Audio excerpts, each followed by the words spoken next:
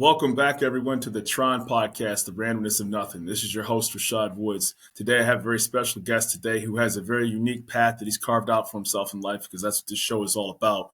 And I have a great opportunity with Mr. Tommy Kilpatrick. Thank you very much, sir. Well, thank you so much for inviting me. I got to be honest with you. This is not something I get to hear about every single day. So it's going to be very poor of me to try to talk about you, because your details of what you've accomplished are so in-depth and help people on such a personal level. So please just give us a story on what you do. Oh, sure.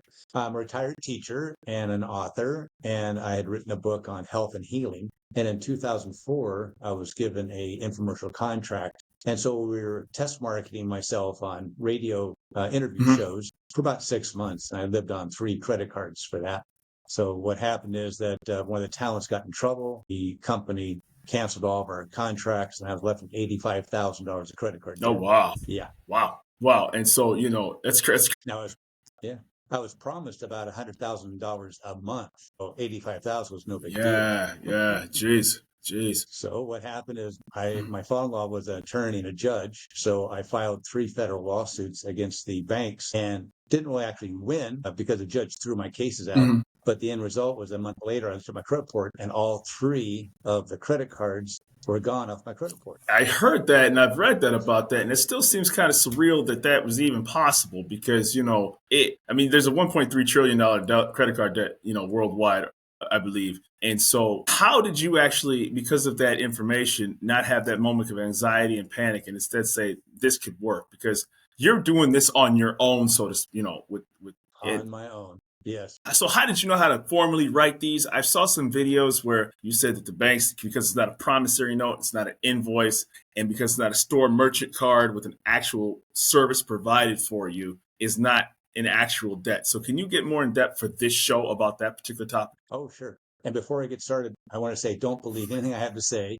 There are 3 links in your show notes. So take a look at that. And I want you to send this podcast to your CPA or anyone who's had 1 class of accounting, and they'll tell you I'm exactly 100% correct. So don't believe me. Find a third party that's going to tell you that I'm actually 100% correct. So what it is law is language, and language is law. So if you say you have credit card debt, you've got it. There's nothing you can do about it. And when you say there's $1.3 trillion of credit card debt, there is. However, we watch TV and we'll see a bank robbery, and we always say the word alleged. So all I'm asking your audience to do is add one word, alleged. So now it's alleged credit card debt, and now it puts the burden of proof upon the bank. Instead of you accepting the debt, going into court, going, yeah, I know I have the debt. How am I going to pay it? How do I work a deal out? And that's what happens. It's all set up. So I'd like to ask one question right before I get started here. Is it possible for you, your audience, and even including me, is it possible that we have been lied to, indoctrinated, and brainwashed?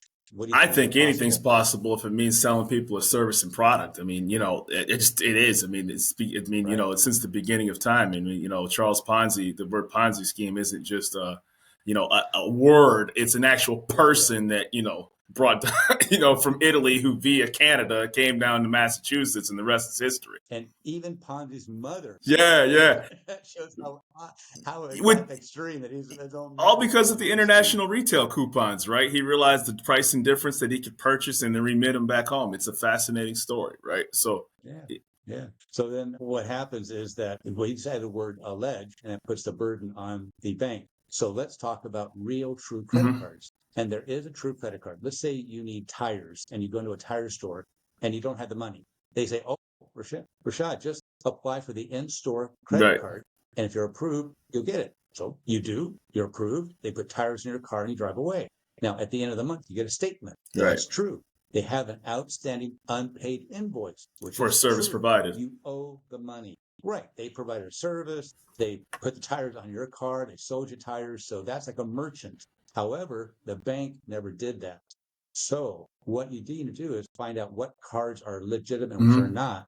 And so look at the back of your credit card. If it says like from Walmart or Amazon, issued by Bank of America, Citibank, Wells Fargo, Bank of London, Bank of Tokyo, some bank, it's a phony card.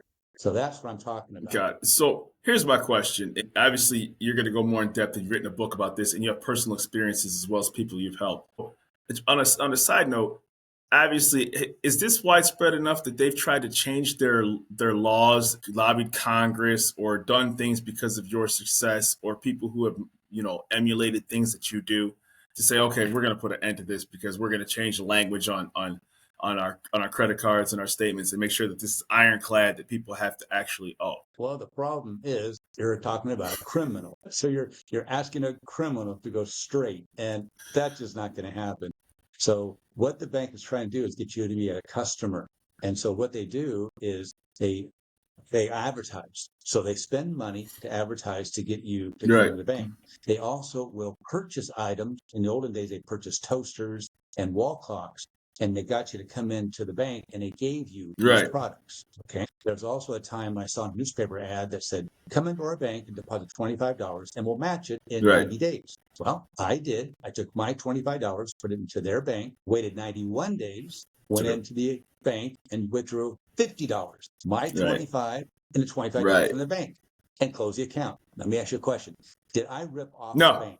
No, you did not. No. Did I steal $25 No. from the bank? No, not at all. And last one, is that immoral, what I did? No, because you upheld the terms and the conditions that were. No. Right. Now, that's an important question. They're going to come back at the end of this talk. Okay, so remember that it's not immoral for the bank to give me something on their deal and I walked away with the money. That's fine. So what they're trying to do is get you to be a customer, because what they do is they're able to make money on you.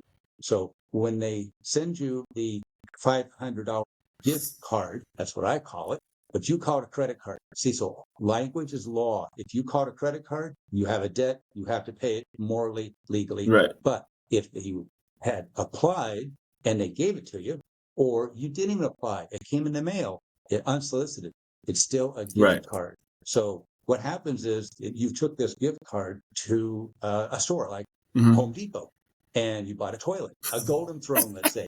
So you're walking out with a toilet, and the guy at the door says, wait a second, did you pay for that? And you have a receipt. Now, here's the question for you.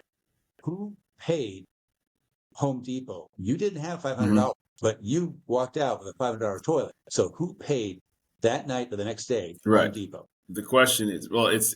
I'm interested actually to see that answer because, well, I mean, you walked out with it, right? Did you? Yeah, let's hear that because. Right. Okay. So you got a card in the mail, unsolicited, by some bank. Your money paid for it. Who paid You Home did. Depot? Right. It's the bank. The bank, right? The bank paid you. Okay. Where did the bank get the money from? Banks get money from their advertising budget. So this is what they're doing. They're taking some of their money, buying you a $500 gift card. They send it to you to get you to be a customer. So at the end of the month, you receive a statement. Okay. But a statement is just that. It just says it. Now, when you have a normal checking account, is that monthly statement a bill? No, not at all. No, it's not a bill.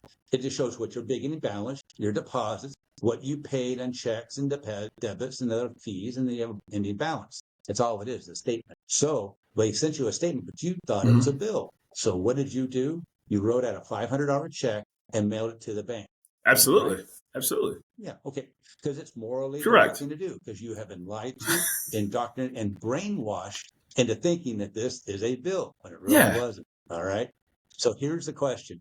When you sent that $500 to the bank, was that the first time the bank had ever seen your money? No, never. No. Think about it.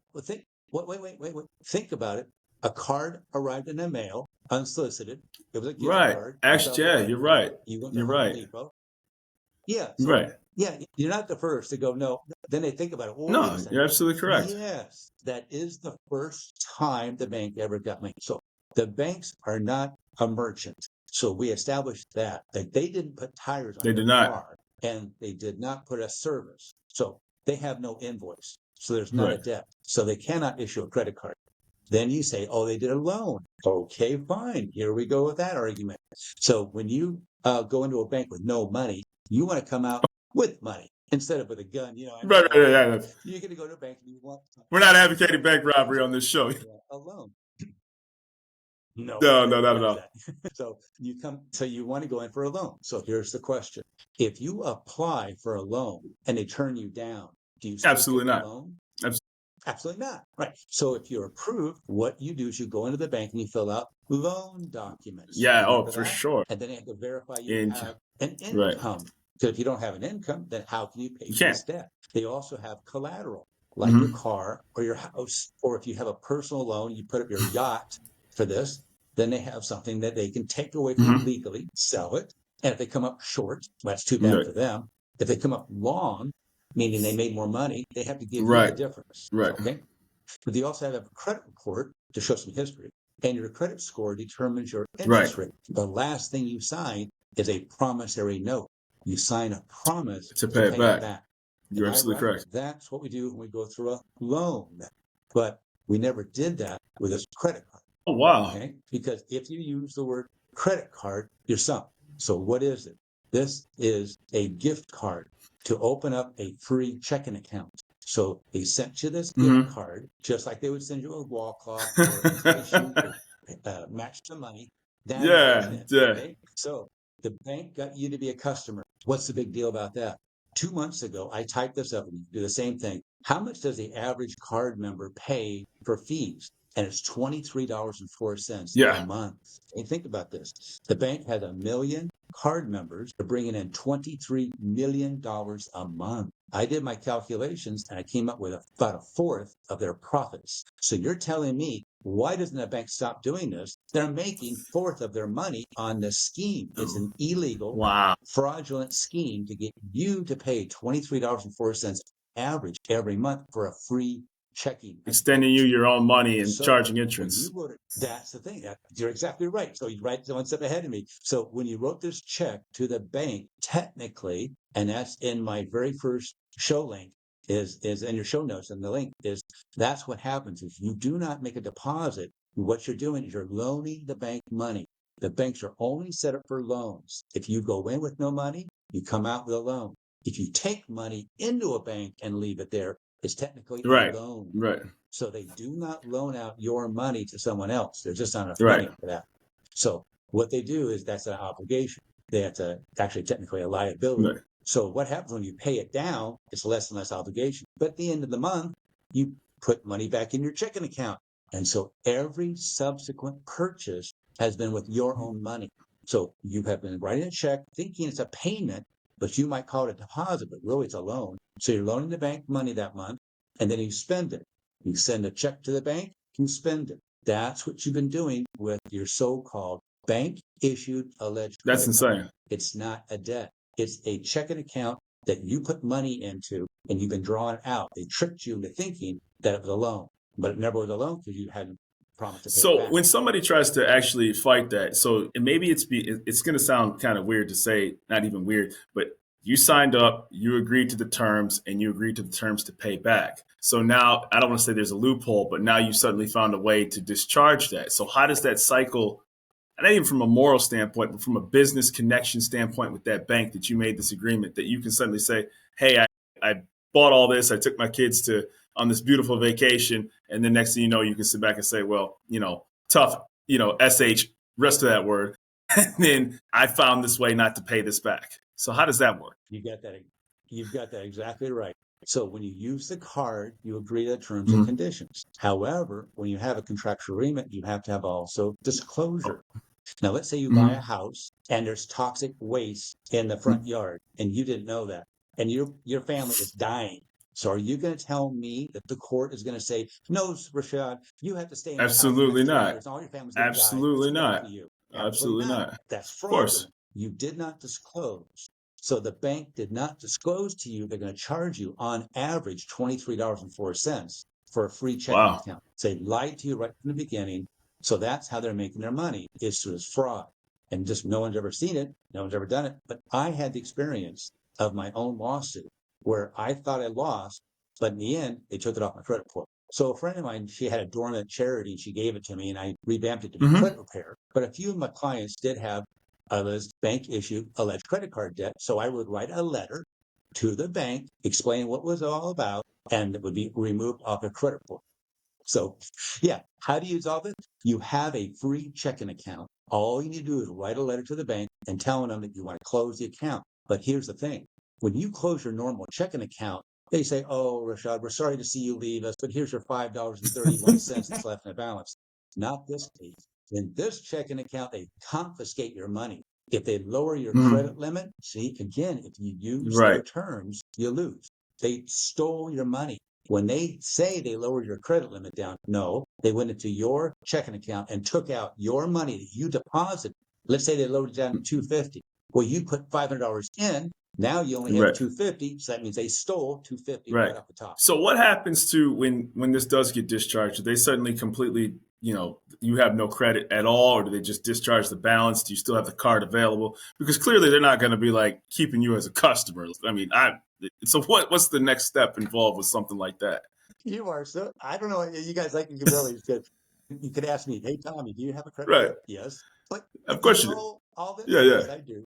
So I have been off grid. I've been living on farms basically the last 12 years, and I had no credit score, I had no credit report, completely blank, gone. I would just drop off Mm. the system. Okay. So I came off the farm and I was going to the Philippines. I knew I needed a credit card to get an airline ticket. I was going to rent a car, so I can't do anything without a Right. credit card. So I applied for Right. Capital One credit card. And I was given, that's a proper word, they gave me a $500 Yeah. credit After you line, sued them. but with no score. How to do Mm. that with no score? Because they were one of the banks. You're right. That's one of the banks I sued for 35,000. And so I was a good customer because they took that off my credit report. I'm telling you, I got a $500 credit card from Capital One, even though they sued them That's years ago because I was a previous customer. So I got a score about 550. I went to the credit union, got a little mm-hmm. loan, and I'm making payments on that. So that pushed me up about 6 to Yeah. 25. And then over the last 6, 9 months, I've been using uh, Mm-hmm. 10%. So I use about a $50 Right. purchase and I pay it off. I know it's a scam. I know what I'm doing, but I pay every month. I don't pay a Yeah. single penny in interest. I don't pay an Yeah. annual fee. So they're going to be, I'm more than 12% of the people. They're never going to make a scam. Okay. So that's fine. But that's how I got a credit card. And my score now is 704. So for your audience is going, how am I going to do this? Well, it happened to me. So Unbelievable. now the next time you go into it, you're much more prepared by saying, this is my money. And hey, if they offer you $100,000 credit line, it's the same thing as them offering me $25 to come in and make my Right. deposit. You told me it's not immoral for me to do their Mm-hmm. deal and to run away with the money. That's the same thing. If they're going to give you $100,000 credit line, that's a gift. So it's a gift card. Take it and run. God. And then what do you say? Oh, they're going to sue you. Well, they didn't sue me. Well. That's what we do. We write the letter is pretty weak. You'd have to kind of admit that. But what if you got your CPA to write a letter to the bank saying, first of all, there's no Right. invoice because you didn't, and if you have Mm-hmm. one, please show it to me. I'd be astonished that you Oh, no actually have an doubt. outstanding unpaid invoice. But you violated the federal banking laws by claiming that you made a loan when you didn't have a promise to pay. Now stop and think about this just for 1 second. You buy a fraction of a stock of a Mm-hmm. bank, okay, for let's say $10. It's a fraction, right? So you had a fractional owner of the bank. You're now a bank owner. Now, do you want your bank to loan out your money to people who Of can't course pay not. back? Of course not. Of course not.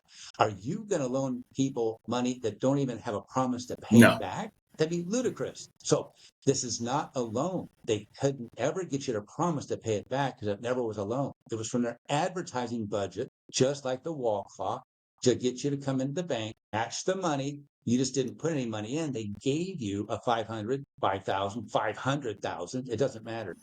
Because when you read my show notes, my second link, it talks in there how my class in accounting on banking, we had a manual to read, and that was the modern money mechanics. And in there, it said on page 6, what banks do is they accept a promissory note and they write numbers into your free checking account. So they can write any number they want. It doesn't cost them anything. As long as you got a promise to pay, they've got you. So this does not work for your mortgage. It doesn't work for your Right. car. Right. It doesn't work for a personal loan where you put up your yacht or something Right. like that. This is for bank issued alleged credit card debt. And that is what it is. It's alleged. And there is no debt. You have no invoice and there's no promise to pay it back. And here's the kicker. It's the obligation you have to do with these terms and conditions. But fraud undoes Oh, all wow. contracts. So in your show notes, the third link is the Supreme Court has ruled over and over again that you are not obligated to a contract if they defrauded you. if they didn't Right. disclose. So that's a lot to absorb in because, like I said, we all see commercials. We all just swipe and we go, to a merchant and we get a bill and we don't even think twice about, what, as long, because we know we paid for something. And most people only dispute it when they say, hey, I didn't subscribe to this service or this website or utilize this, and they have a fraud line, right? So this is, how big is your team? How many people have you helped? And let's get into the book that you wrote, please. So is it just you that does this for Oh, people sure. in your company? I've racked my brains over this. Is well, when I was helping people out that would come into my charity, and I would see they have a little bit of credit card debt, I would easily write a letter and it would be gone. We had about 1,000 people we helped over about 10 years' Wow. time. But the ones that had 50, 100, 200,000 that might have come to us in the middle of a lawsuit, well, what we would have is we would teach them what to do. And when they would go into court, I'd follow them. I'd be in a courtroom with them. I'd sit right next to them, but I couldn't Right. speak for them. Right. Okay. So they would represent themselves, and we never had a problem because we had an expert witness, a CPA, who told the court, one, there is no invoice, so there is no debt. And two, there is no loan because they didn't follow federal banking laws. There's no promise to pay it back. So when you send that letter to the bank, you're sending that CPA letter. But then you have that terms and conditions. So that's where you want to have an attorney. And then you go, oh, no, now I'm taking $200 or $300 for a letter. So there's a thing called Legal Shield, and it's for $29. You get a use of an attorney for a month. So have them write a letter to the bank saying, bank, if you do fraud, there's no contract. And it's been the Supreme Court ruled, all this kind of stuff. So it's very simple. So that's what you can do is write that letter with more substance. But here's the best thing is include a lawsuit that you've never filed. You're not going to file this lawsuit, okay? But it looks like you are. In my lawsuit, I laid out in a pleading all the crime the bank is committing. Jeez. And then what you do is you have a discovery. Normally you wait until they, no, send it all now. So they know you're going to be asking for documents. For sure. The note, a promissory note, copy of that. But you're also going to have interrogatories, which are questions and admissions and a deposition. Right. You're going to be calling some bank employee to a location, and they're going to have to tell the truth on oath with a penalty of perjury that there's a debt and they have the evidence. Yeah, that's not happening. The bank is not going to have one of the employees. They're going to, no, it's not going to happen. No. So here's the best thing, an injunction. This is now in the news like it's never been before. So when I say injunction, people go, oh, yeah, Trump does something and somebody runs into the court and stops them. Right. So, Rashad, if you've got some company bothering you, harassing you about a debt, you have no idea who they're talking about. You can take them to court, not to sue them, but to stop them. That's called an injunction. So the bank is going to see an injunction. So if they sue you or you sue them, you are going to file this injunction the very first minute with the court. So what's going to happen is the judge is going to say, okay, defendant, prove you have a debt. So bring me and let me look at a outstanding unpaid invoice, a certified copy of a promissory note, and they're also asking for an affidavit of debt. Someone in the bank has to swear out that you have a debt and they have the physical evidence of it. And if they don't do that in 30 days, they're in contempt of court and it stops. Wow. So when a bank sees this brick, they're going to go to their attorney and it turns out that's going to be 40 hours right now. $500 is $20,000. But we're alleging only 15,000. No, not even close. Not even close. And now there's going to be an injunction. Yeah. This is just, I like to kill a gnat with a can. So that's what, when you mail this to the registered agent, that's the person who receives all the lawsuits, even though it's not filed. It doesn't have a docket number, but it looks like that. So that's okay. They'll send it to the attorney. The attorney's going to go, what do they want? Click. That's all you're asking for is one click on the credit report. When it's off your credit report, do you have a debt? Man, that's nuts, man. And so how much time does this take like the average person out of their schedule? Because they start anytime somebody, you got people that don't want to show up to traffic court, right? People will just rather, hey, I'd rather pay $150 than get it discharged, right? And show up, take time off work, miss school, I'll drop my kids off at school. So it becomes a time type of thing for people. So now you're asking, court is a scary word for people, right? Where they're like, I don't want to be in court for nothing because, people get bad thoughts in their heads, even if it's just like this and it's not like you're going to prison. So how do you get people to bridge that gap between sitting next to an attorney, having a CPA, and then, you wrote a book and I know that that's out there and it was Forgive, and I don't want to get it wrong, and Forget. So between the fear of court, hiring an attorney, and then your book, how does that all come into play with you? It's really simple. In my book, you can figure out how to write the letter. I also offer a 15-minute free consultation. And if you do that consultation, I'll send you that $69 book for Nice. free. So I'm trying For to help sure. you out. Yeah. Okay.